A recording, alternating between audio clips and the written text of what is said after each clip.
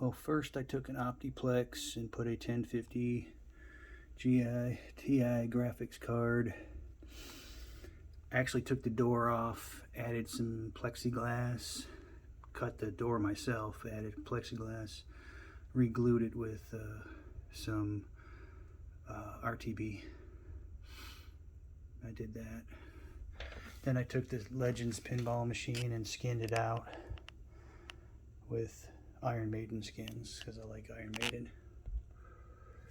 Then I took my wife's tablet and added it as a third back glass. The only thing is it works wireless and it connects to the Windows graphics card, and it kind of has some kind of delay or whatever, but I'm ordering the extended back box. Made some flashers, red and white or red and blue, put a beacon on top, got some metal stock and just screwed the flashers to the bar. Got my old theater speakers for my computer, painted them black, and just got some logos and glued it on there.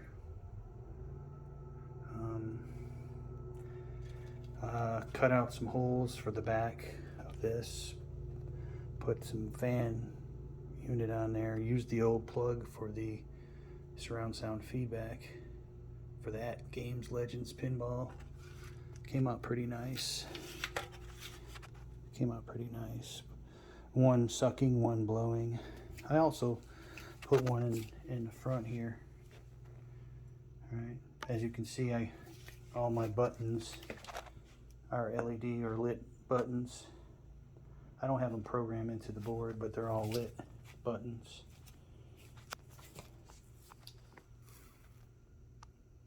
I have leaf switch for the flippers. I just stuck the LED underneath the leaf switch just for some illumination. I'm going to order the LED illumination. I got the flipper solenoids on both sides. They're just standalone. They work when you plug them in. I got an LED whiz. I just hooked that up the other day for my flashers and my undercap lighting. I stuck the accelerometer for the Atgames Legends pinball right there with a piece of foam underneath. I haven't really tried it out yet. I'll try to clean up my wiring. Of course, I got the accelerometers on the sides. Accelerometers, I got 4 of them. I haven't hooked those 2 up yet.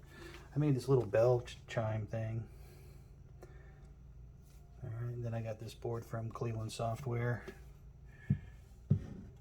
with the Pinscape on it. It's worked pretty good. It's got a motor controller or a shaker motor controller on it. Of course, you got to hook up a bigger power supply. That's the smaller power supply for the standalone solenoids. I got a shaker motor.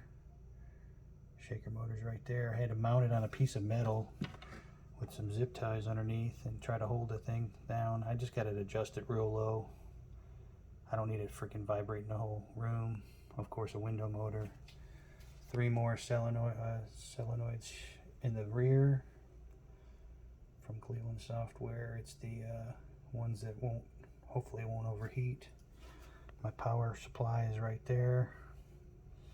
Everything's plugged into. I got my 3 solenoids for the knocker, or the left and right knockers, and in the center. These leaf switches are pretty cool, man. They're really responsive. They work good. Alright. Yep, that's it right there in a nutshell. I think it looks pretty good. The speakers are kind of ugly on top, but it works. You go into the sounds settings and you separate the music sound from the sound card sound. And when you do that, the music comes out of the speakers up top, and all the sounds surround sound feedback comes through the speakers. Of course, underneath I got a bass shaker mounted. There's my amp, and then I have an amp here for the haptics, and of course my Vibs board switch. I pushed it back so I can run LED strips all the way around. See, there's the bass shaker. Pushed it there. I know I'm all over the place, but I don't normally do this. But the computer's badass.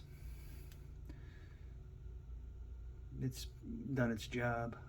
Right now I'm having an issue with the music sound, believe it or not. Not the haptic sound or the pinball machine sound. The actual music and words and all that stuff coming out of the speakers. It just happened just a couple of days ago. Like my computer stand, it's a, what is it, a Wii friggin' exercise thing, just to keep the computer off the floor. Alright. Go to the back. Of course, oops, sorry. I got the flat HDMI and DVD cables from retroplay.com. I got the skins from retroplay.com.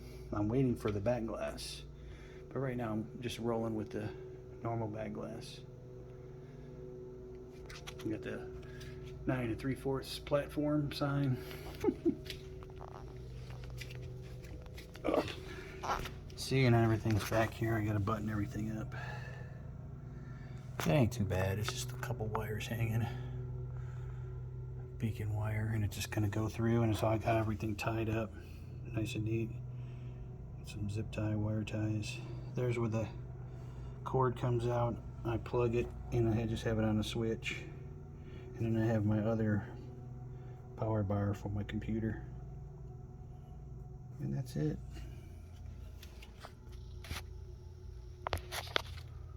So far so good. That's what I got.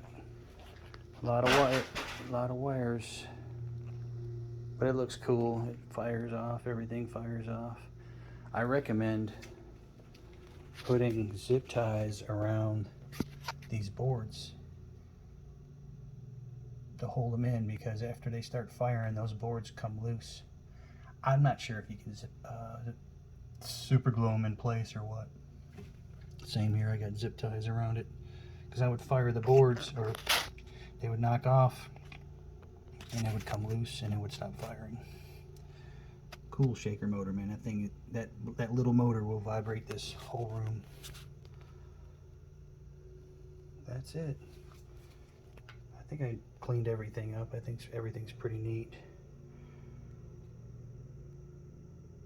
I used Major Frenchie's wiring thing for this LED board with the ground and the power, and just hooking up your negative leads to the number.